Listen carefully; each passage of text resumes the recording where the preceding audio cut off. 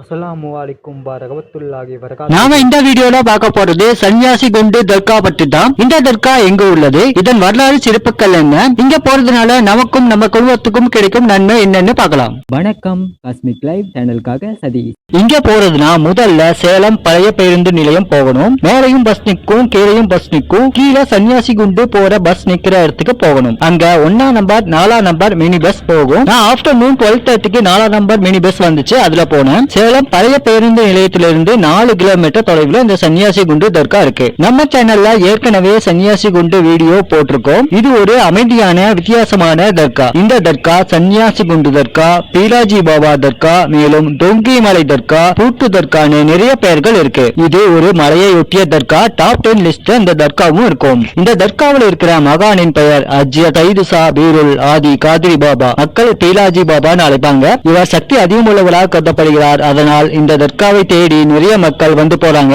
இந்த தர்கா பார்க்க விசித்திரமான அமைப்புல இருக்கும். ஒரு பாறையை சுற்றி தான் இந்த தர்காவே அமைஞ்சிருக்கும்.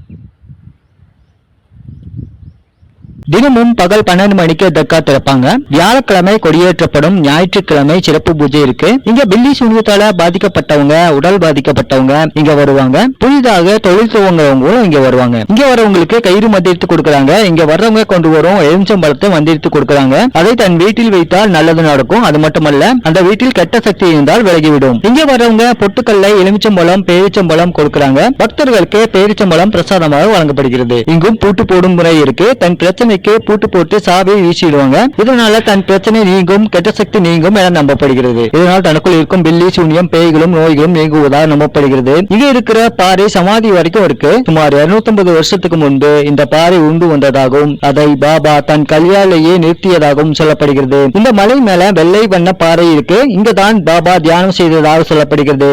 சுந்தரி நகர் வழியில் வந்தவர் இந்த பாபா எனவும் கூறப்படுகிறது.